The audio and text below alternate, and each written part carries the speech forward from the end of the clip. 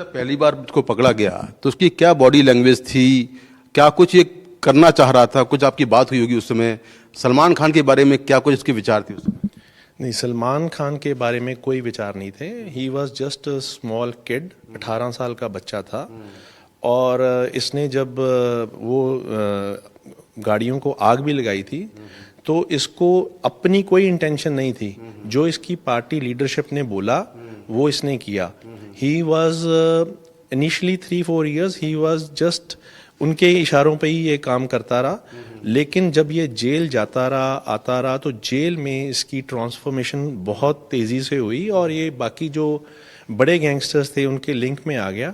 फिर ये उनके लिंक में आने के बाद इसकी जो ट्रांसफॉर्मेशन हुई और इसकी वो क्राइम की दुनिया में प्रोग्रेशन होती रही। सर जब आप कस्टडी में था आपकी, तब इसकी बॉडी लैंग्वेज क्या थी? बॉडी लैंग्वेज ये तो बहुत ही नॉर्मल, जैसे नए बच्चे होते हैं, एक कोई भी बच्चा आप मान लो वैसा था। और जैसे एक नए बच्चे को हम बोलते हैं, उसको ये भी नहीं पता था अभी पुलिस को कैसे बात करते हैं। कभी वो अंकल कह देता था, कभी भाई कह देता था, कभी सर कह देता था। तो he was very very innocent at that time. और सर लाइफ स्टाइल की बात करें इसकी, तो किस तरह की लाइफ स्टाइल थी उस समय? आज तो ये कहा जाता है कि बड़े ब्रांडेड कपड़े पहन रहा है, कहीं धार्मिक है, उस समय की लाइफ स्टाइल क्या थी? देखो, ये नए नए गांव से आए थे तो चंडीगढ़ में जो आता है तो उसको ये होता है कि मैं बड़ा हैपनिंग लगूं, मैं बड़ा लोगों से अलग लगूं। तो नए नए ब्रांड्स शुरू करता वो पहनने। तब इसको इतना ब्रांड्स का शौक नहीं था, लेकिन हाँ, जब ये 5वीं 6ठी बार हमारे पास अरेस्ट हुआ तो इसको थोड़ा थोड़ा इसके कपड़ों में चेंज आना शुरू हो गया था। अच्छा सर, सबसे बड़ा सवाल जो है कि पहली बार आपने इसको अरेस्ट किया तभी बिल्कुल अपराध की दुनिया में नया था। लॉरेंस बना कैसे, क्या कहानी इसके पीछे? लॉरेंस बनने की कहानी ये है कि ये जब बार बार जेल जाता रहा, जेल में कुछ ऐसे कैदी थे जिन्होंने बहुत बड़े बड़े क्राइम कर रखे थे। वो उनको लगा इस लड़के में पोटेंशियल है, क्योंकि हम तो यहाँ पे कब से हैं और ये इसी दौरान 5-6 बार आ चुका है। तो उन्होंने इसका पोटेंशियल देखते हुए इसको यूज करना शुरू कर दिया, इसको अपनी शरण में ले लिया। और क्योंकि उनको पता था इसकी बेल हो जानी है, छोटे क्राइम में है, तो इसको वो छोटे काम देने लग गए, जिससे इसका रुतबा बाहर बढ़ता रहा, क्योंकि उनकी पीछे बैकिंग थी। सर लॉरेंस बिश्नोई का कोई सपोर्ट था किसी गैंगस्टर का शुरुआत में, या ये खुद ही ग्रूम कर गया? ग्रूमिंग कैसी हुई इसकी? ये जब जेल में गया तो एक हमारे द्वारा ये अरेस्ट किया हुआ बंदा इसको जेल में मिला था, जिसका नाम था रंजीत सिंह डुपला। जब रंजीत डुपला इसको मिला, Ranjit Dupla was very close to Jaswinder Singh Rocky. तो रंजीत डुपला में जेल में ही रॉकी को इसको मिलवा दिया। तो रंजीत डुपला जब इससे मिला और रॉकी इससे मिला, रॉकी पहले ही मुख्तियार अंसारी ग्रुप के साथ इन्वॉल्व था और वो बहुत ही नामी गैंगस्टर होता था, प्रभजिंदर सिंह डिम्पी, उसके मर्डर में अंदर था। तो उसने अपनी शरण में ले लिया। वो भी फिरोजपुर का रहने वाला था, फाजिलका का, और ये अबोर का रहने वाला था। थोड़ा इनका आसपास गांव होने के कारण भी इनकी थोड़ी प्यार बढ़ गया और फिर उसकी शरण में आने के बाद इसका काफ़ी ग्रूमिंग हुई और ये काफ़ी कुछ क्राइम की दुनिया में आगे बढ़ता रहा।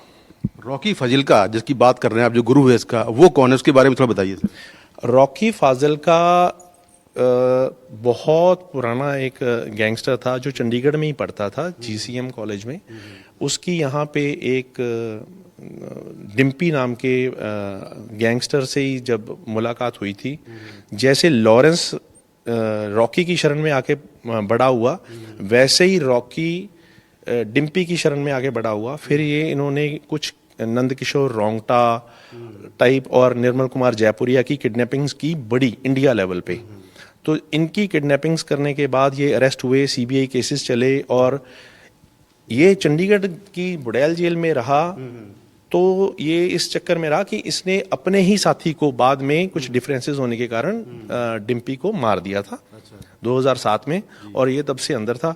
In the mean time Lawrence जब जेल में गया तो उससे मुलाकात हुई, तो उससे शरण में आने के कारण ये फिर काफ़ी कुछ सीख गया। सर बाकी जो अपराधी हैं, गोल्डी बराड़ है या फिर जो बिक्की मिद्दू खेड़ा है, इनसे दोस्ती कैसी हुई लॉरेंस की? क्या ये स्टूडेंट लाइफ में साथ थे या कैसे दोस्ती हुई? नहीं, विक्की मिद्दू खेड़ा अगर हम देखें तो वो अपराधी नहीं था, वो स्टूडेंट लीडर था और झगड़ों के कारण अंदर चले गया। कोई उसका एज सच क्रिमिनल रिकॉर्ड नहीं था। हाँ, झगड़ों के कारण कई बार वो अंदर गया, लेकिन वो जब सुप्पू पार्टी का प्रेसिडेंट था, उसकी शरण में जब ये आया, उस जो लॉरेंस की पॉलिटिकल ग्रूमिंग हम कह सकते हैं, जो वो स्टूडेंट की as a student political party की ग्रूमिंग, वो विक्की मिद्दू खेड़ा के अंडर जरूर हुई है और उसकी लीडरशिप में वो जरूर काम करता रहा है। बाकी गोल्डी बराड़ वगैरह सर? गोल्डी बराड़ का कोई ऐसा लेना देना नहीं था। गोल्डी बराड़ पंजाब यूनिवर्सिटी का स्टूडेंट था, ये सारे इकट्ठे थे। गुरलाल उसके कजन लगता था, तो जब गुरलाल का मर्डर हुआ तो तब गोल्डी पिक्चर में आया है उसका बदला लेने के कारण, और वो लॉरेंस को यहाँ से जानता तो था ही, इसलिए वो सारी चीज़ें शुरू हुई हैं।